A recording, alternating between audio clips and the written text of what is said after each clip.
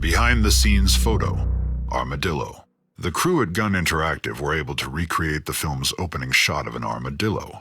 When executive producer Ismael Vicens and brand strategy lead Matthew Zepp started their long drive back from one of their production trips to Texas, they noticed a dead armadillo on the side of the road. They quickly pulled off to the side of the road, dodging traffic at highway speeds, and snapped as many pictures as they could. They knew that this was completely unsafe, but they just couldn't pass up on the opportunity to get this shot.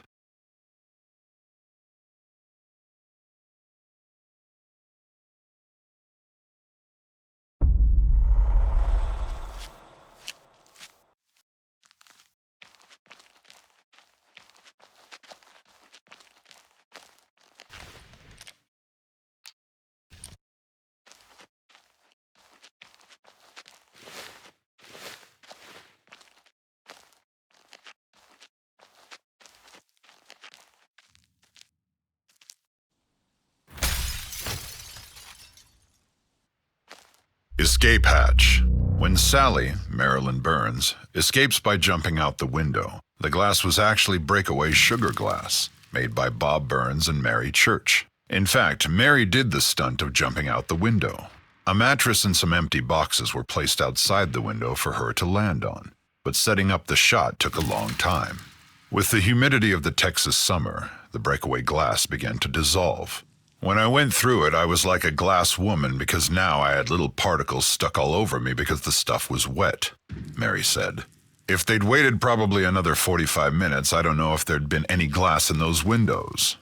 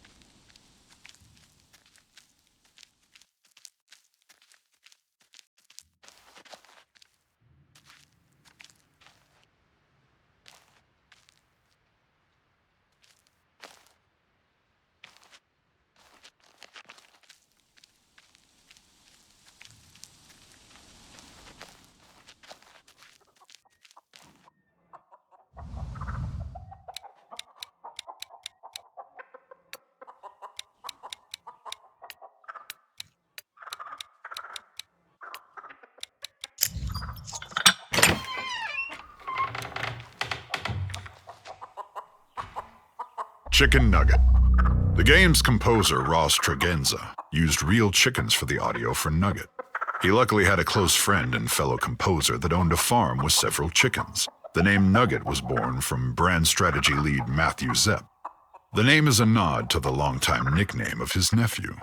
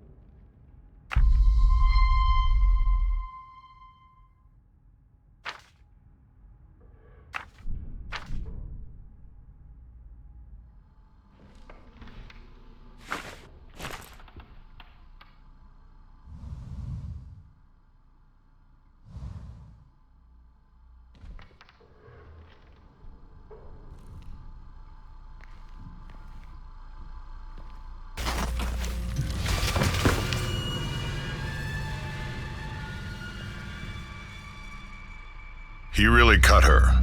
According to Gunnar Hansen, he really cut Marilyn Burns' finger in the infamous grandpa feeding scene. The prop knife, designed to pump out fake blood, wouldn't work after several takes. Finally, when no one was looking, Gunnar Hansen removed the tape from the knife that made it dull and really cut Marilyn's finger. Knowing this, that would mean that actor John Dugan, Grandpa, sucked on the actual blood of Marilyn Burns.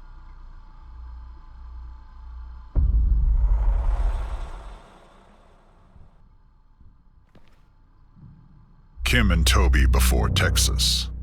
Kim Henkel and Toby Hooper met during the filming of Hooper's 1969 film Eggshells. 4 years later, they would go on to create the production company Vortex Inc. and co-create the Texas Chainsaw Massacre. Another Texas Chainsaw actor was also part of the Eggshells cast. Alan Danziger, better known as Jerry to Chainsaw fans, co-starred in the earlier film.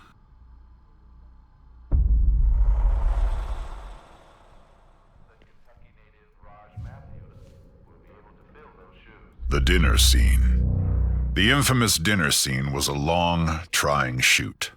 Plastic surgeon W.E. Barnes created the makeup for Grandpa, and it took nearly 10 hours to apply to actor John Dugan. A lot of pieces and parts went into creating Grandpa's look, but because they were down to their last set of makeup parts, the crew had to shoot every scene involving Grandpa all in one day. The grueling shoot was one of the hottest days of the production, with temperatures over 100 degrees. The set windows were blacked out with black plastic in a house filled with cameras and lights that reached as high as 120 degrees inside. Because of the extreme heat on set, the food at the dinner table started to rot. The smell on set was ghastly for the entire cast and crew. All of the bones on the set were real, and combined with the lights that made them burn, released an unbearable smell. The combination of the stench with the extreme heat made a lot of the crew sick, and they'd take frequent trips outside to throw up. In the end, the brutal set brought a real rawness to the film. The shoot in total lasted nearly 32 hours for some of the crew.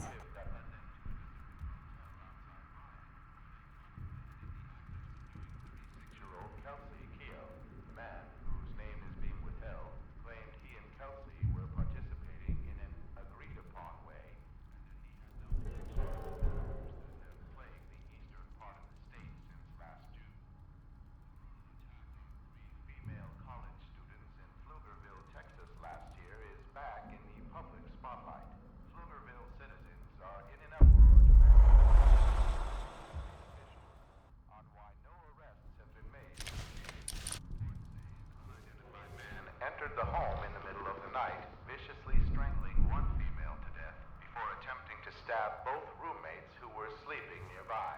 Authorities believe the attacker fled the scene after discovering multiple people lived in the house. The man is believed to be in his late 20s,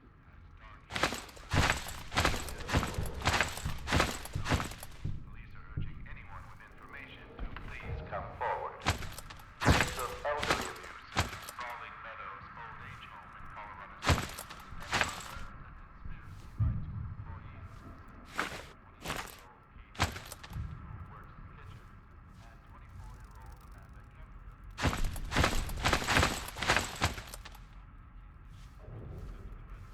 As well as stealing necessary medication.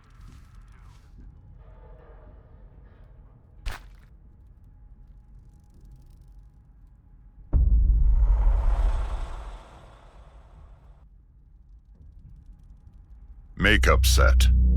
Gunnar Hansen shared a lot of praise for his fellow cast members. In the 40th anniversary Blu-ray release's audio commentary, Hansen notes that actor Jim Siedow, the cook, was probably the only actor in the movie who could look benign and then become extremely evil without any makeup.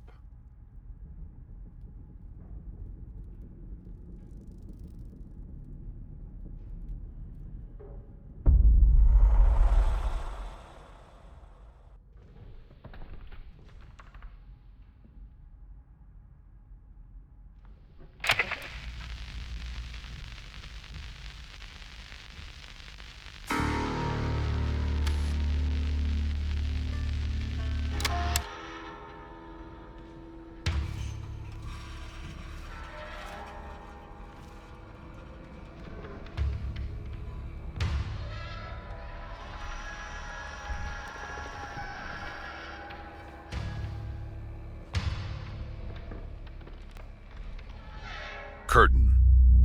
Alan Danziger played Jerry, the van driver in the film. He prepared for his first on-camera meeting with Leatherface by being blindfolded.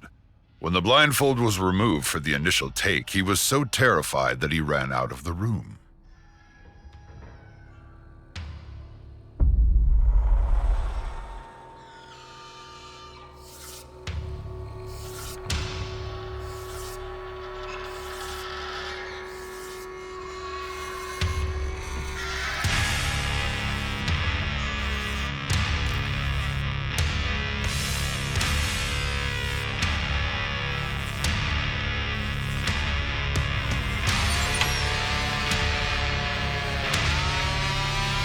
Scaring a child. In the original movie shoot, the caterer, Sally Nicolau, was married to the location sound recordist, Ted Nicolau. The day they shot the meat hook scene, Sally brought their then 3-year-old daughter, Karina, to set when she was delivering lunch. Unfortunately, little Karina saw Terry McMinn, Pam, on the meat hook and began crying and screaming. Her father recalled, "I was in the living room while we were shooting that scene, and she came running in and skidded to a stop and just went completely white, started screaming and crying, and went running out of the house."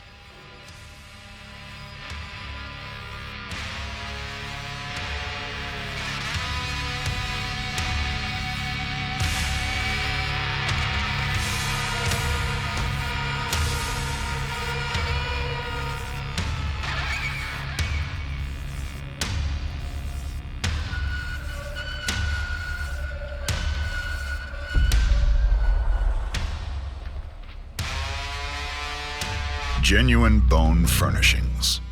The bones used for props were real animal bones found at a veterinarian boneyard and a cattle pasture.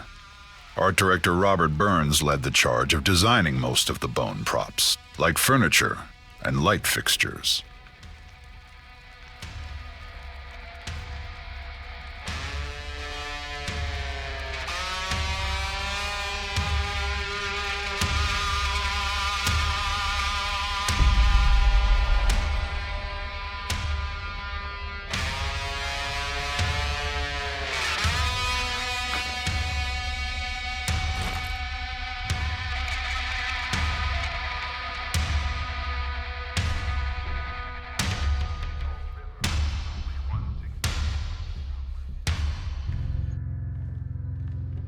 Possible titles. The Texas Chainsaw Massacre wasn't the first or even second title of the film.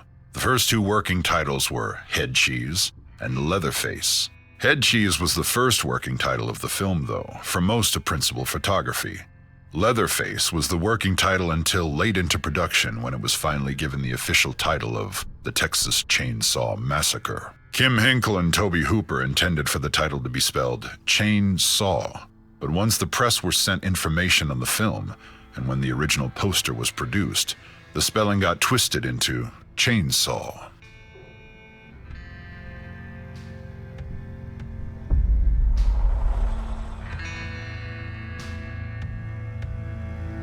Cheap thrills. Screenwriter Kim Henkel has said that one of the reasons he and Tobe Hooper wanted to make a horror film was their limited budget. "If you have relatively little money, what are your possibilities?" Henkel says. The clear answer was some sort of genre piece. Horror was the easiest because we felt that we didn't have to have any names in the cast. Production values weren't nearly so important as in some other realms, so it became the natural choice.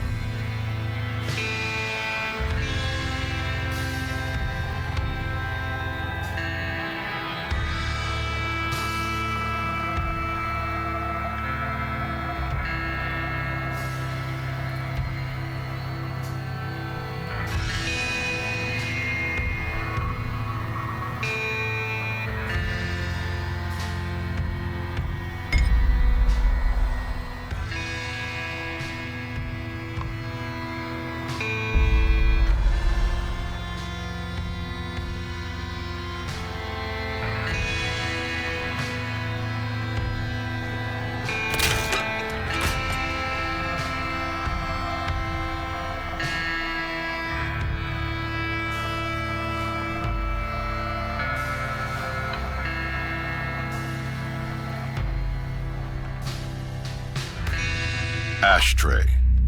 Actors are paid varying amounts for their work in film.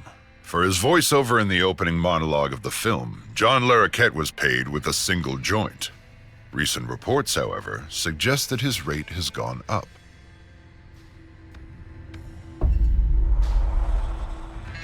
Friend of Leatherface. Since both of her parents were working on the film, 3-year-old Karina Nicolau was often on set and struck up a friendship with Leatherface actor Gunnar Hansen. He recalled their interactions. She had never liked my Leatherface mask. She was sitting with me one day while I waited for a shot setup. When Dottie, makeup artist Dorothy J. Pearl, came to put on my mask, it horrified Karina. As soon as it covered my face, she started screaming. I had Dottie pull it off. "See?" I said, "it's just me." She calmed down, but when I put the mask on again, she started screaming again.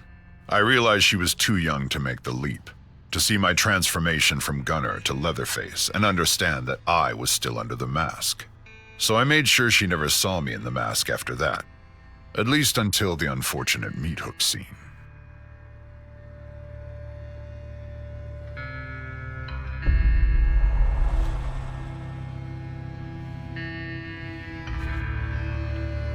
Preparing for the role. To prepare for the role of Leatherface, Gunnar Hansen went to Austin State School, which was a 95-acre residential and training facility for adults with developmental disabilities. He was there several days to pick up the residents' mannerisms and how they walked and talked. It was important to Gunnar to portray the character authentically, without making a mockery of those who suffer from developmental disabilities.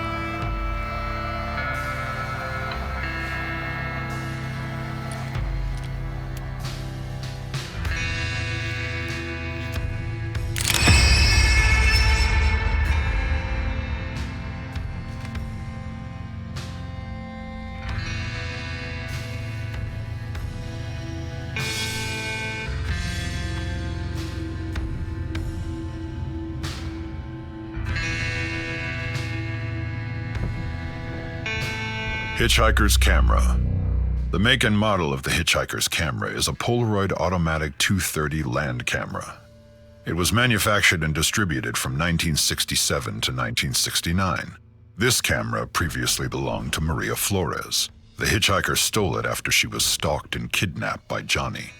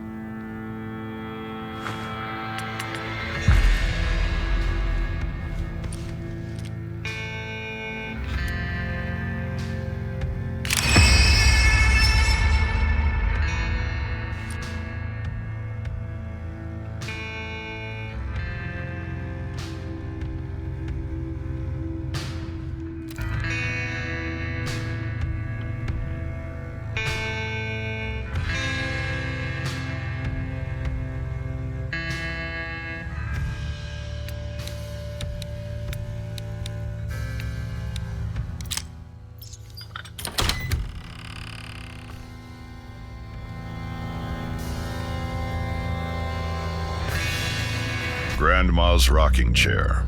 The remains of the mummified grandma, or even any mention of grandma, was not in the original script. Art director Bob Burns added her into the set to show that there were women in the family's history.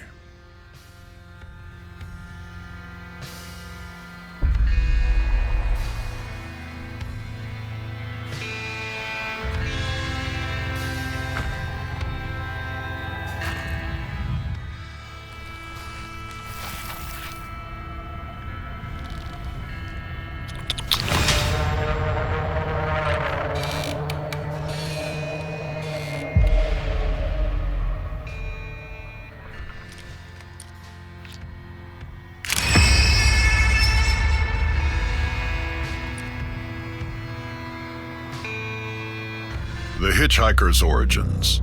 According to actor Edwin Neal, he based his performance of the hitchhiker on his nephew, who suffered from paranoid schizophrenia.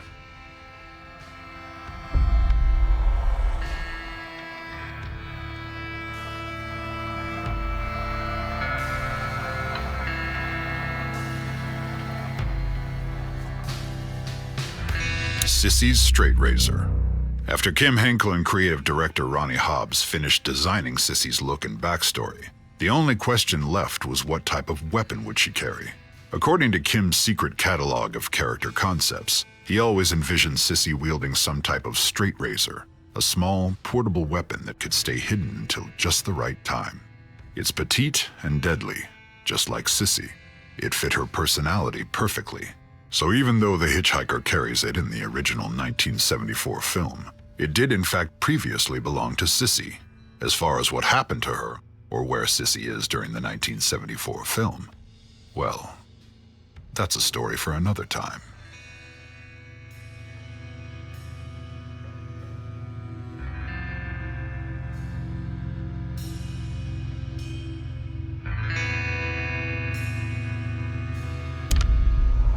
Hitchhiker's pocket knife. This weapon is a nod to everyone's favorite unlikable character, Franklin, from the 1974 film. According to creative director Ronnie Hobbs and designer Rob Fox, they knew the likelihood of Franklin ever appearing in the video game was slim to none, so this was their way of including him as a small Easter egg.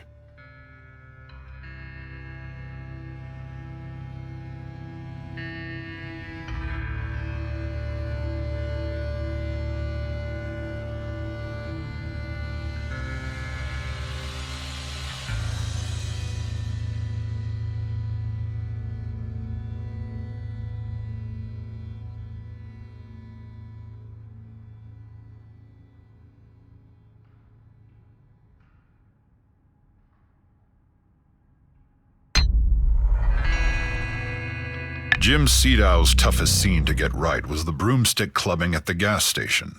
Since the prop was an actual wooden broom handle, he was afraid of hurting his fellow actor in the scene. After several takes of it looking fake, Sedow really struck his fellow actor in the final take. It was an exhausting shoot for everyone, but Marilyn Burns had it as bad as anyone on set. She did several takes of diving through the doorway of the gas station, and each time she would land knee first on the hard concrete floor, so many times that the floor tore up and severely bruised her knees.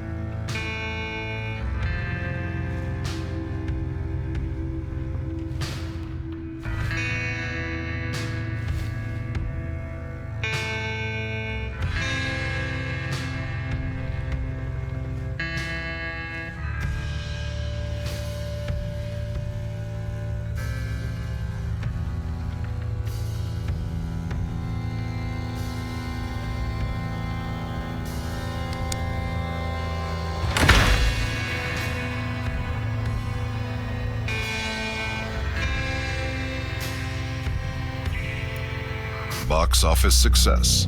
The Texas Chainsaw Massacre grossed over $30 million at the box office in North America and sold over 16 million tickets. With inflation, the film would have made over $150 million in box office earnings today.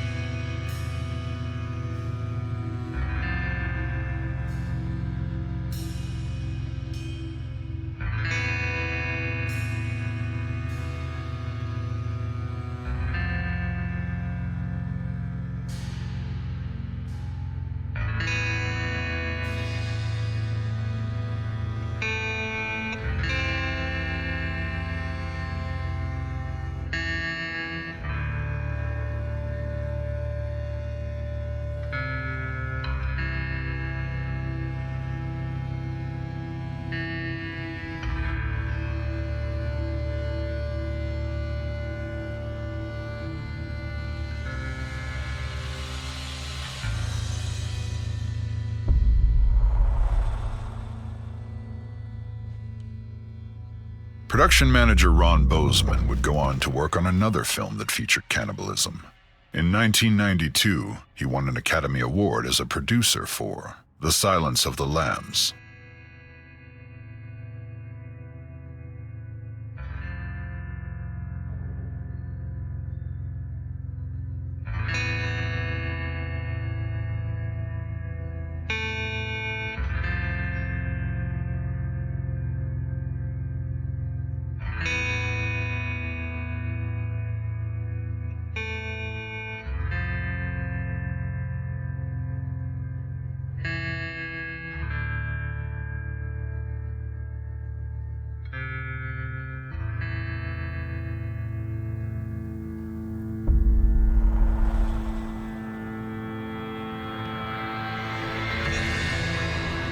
Spring of '73. Kim Henkel and Tobe Hooper spent January and February of 1973 writing the script, but production moved on rather quickly after that. They were shooting the movie by summer of 1973.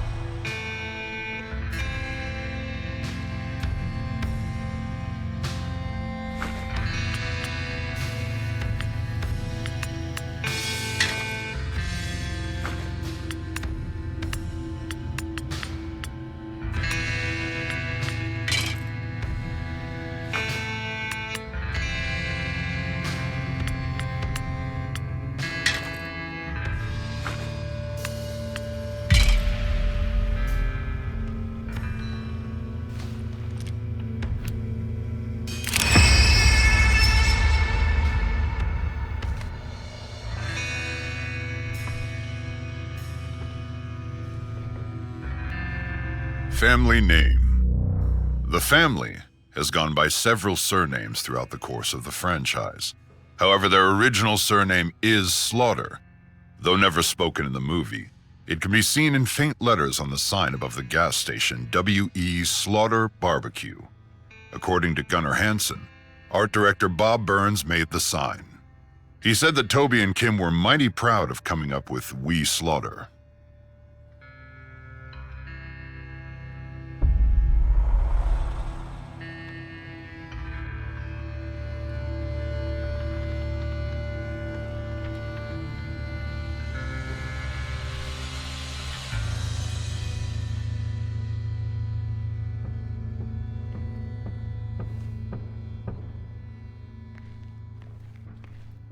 No living animals were harmed.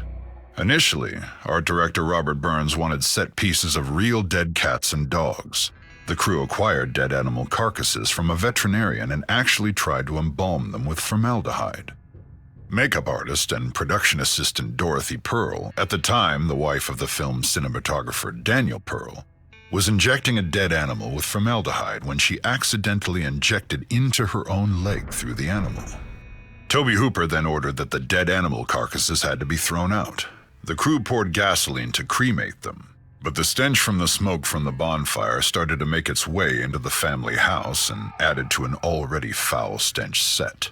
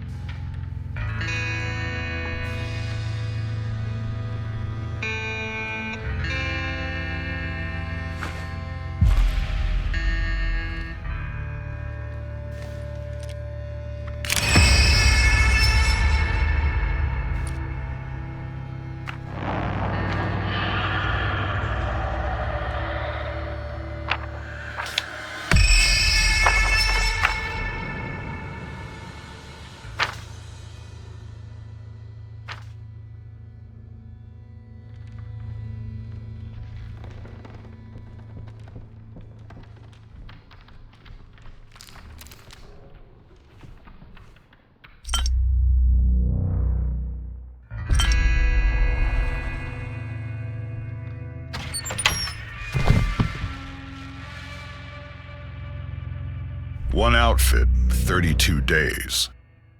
Actors only had one set of their wardrobe.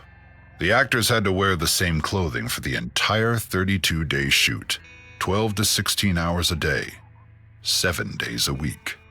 For fear of fading or being damaged, they couldn't wash the clothes. So the actors wore the same clothes unwashed for 32 days straight, in 95 to 100-degree Texas heat. According to the crew, Gunnar Hansen stunk of body odor worse than anyone on set by the end of the shoot.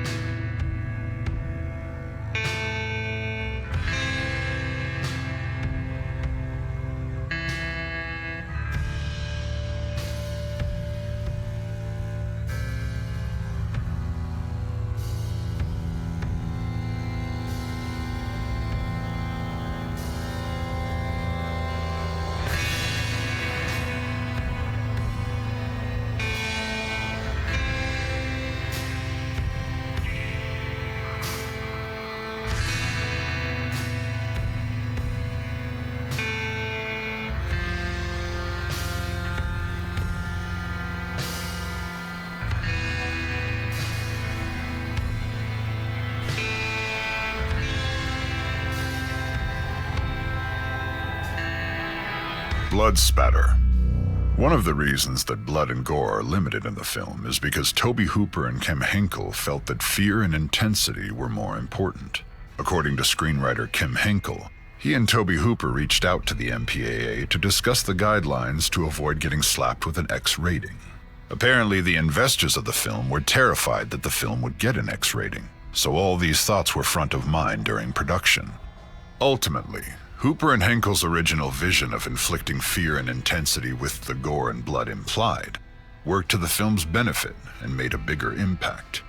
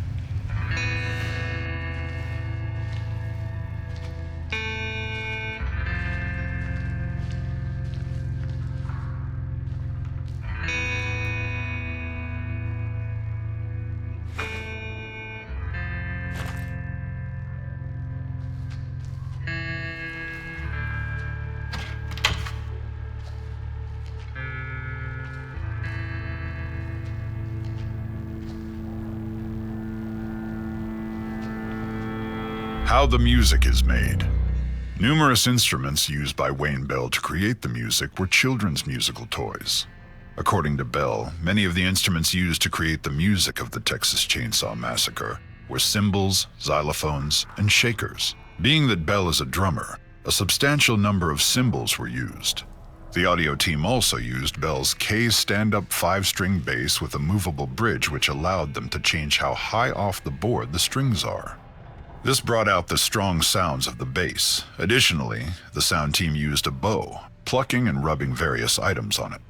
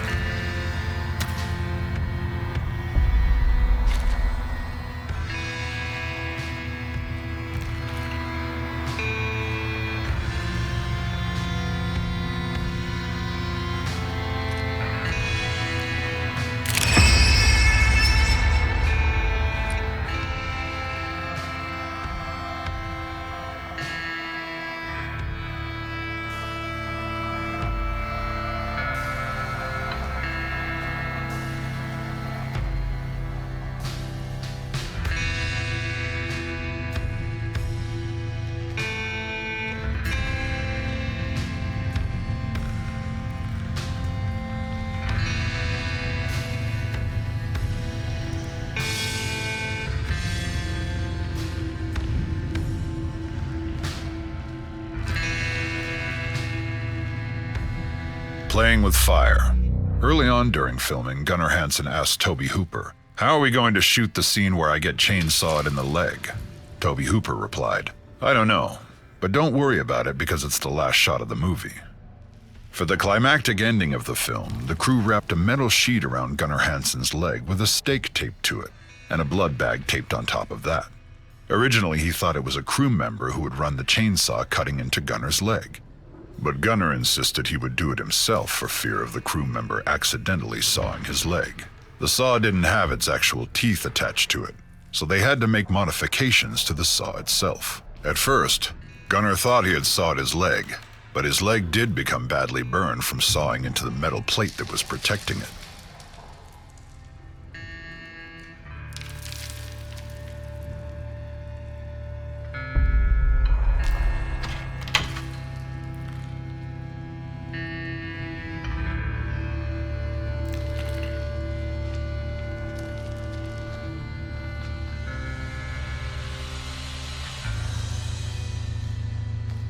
Banned in the UK. The film was banned in over 10 countries, including Great Britain and Germany. The Texas Chainsaw Massacre managed to have screenings in London, England in late 1974, but by February of 1975, the BBFC decided to ban the film, as they were uncomfortable about the threats toward the film's climax and the explicit use of abnormal psychology, and refused to even give the film an X rating. In 1982, the former Prime Minister of England, Margaret Thatcher, along with socially conservative activist Mary Whitehouse, formed the Video Nasties, which led to the banning of several horror films in the United Kingdom. Additionally, in the early years of Prime Cable, channels like HBO refused to air the Texas Chainsaw Massacre. Many cable channels avoided the film at all costs.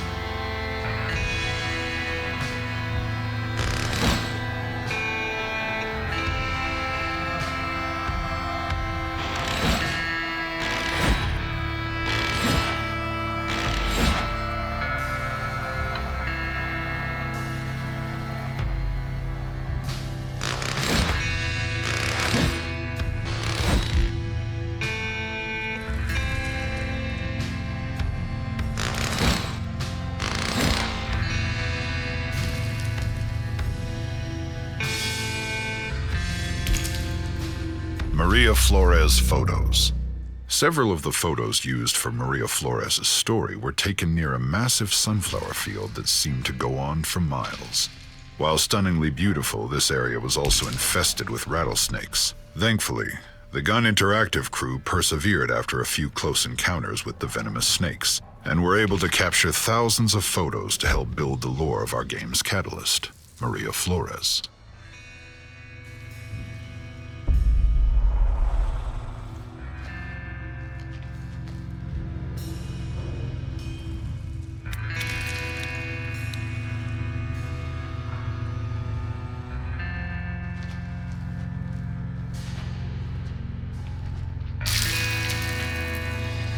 Behind-the-scenes photo, Bull.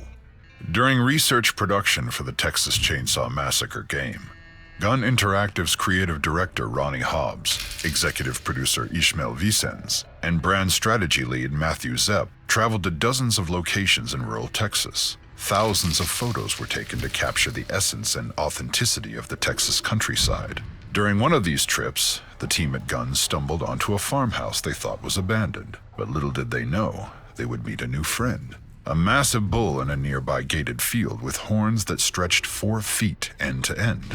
However, the gate itself was not closed, so the team from Gun found themselves face to face and only 5 feet on the other side of this open gate with this giant freak of nature. The Gun crew were initially terrified, but they carefully and meticulously walked around the fence while keeping their eyes on this massive creature. They were able to shut the gate, and any crisis was thankfully avoided.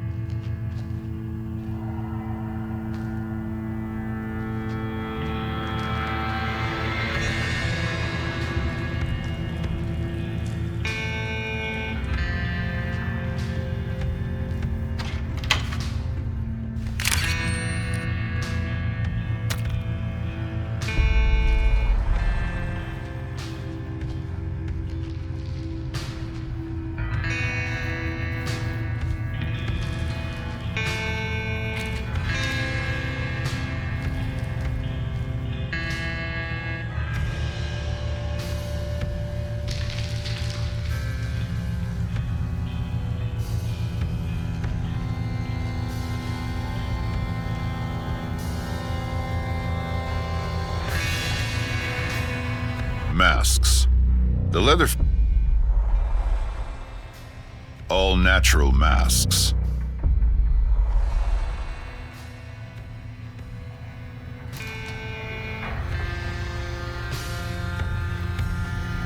Leatherface speaks. In the original script, the infamous dinner scene was quite different.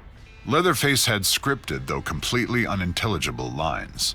As Gunnar Hansen recalls, they were written out. His first line is "A-A-A-O-U-U-U-Ber," and then "Abegoba Aji-Ima." According to Toby Hooper, these lines had actual meaning behind them. Hansen's script notes pointed out that the first line meant roughly, "How are you? Welcome home. Supper's almost ready." The next line meant, "I've been a good boy. I got 'em all."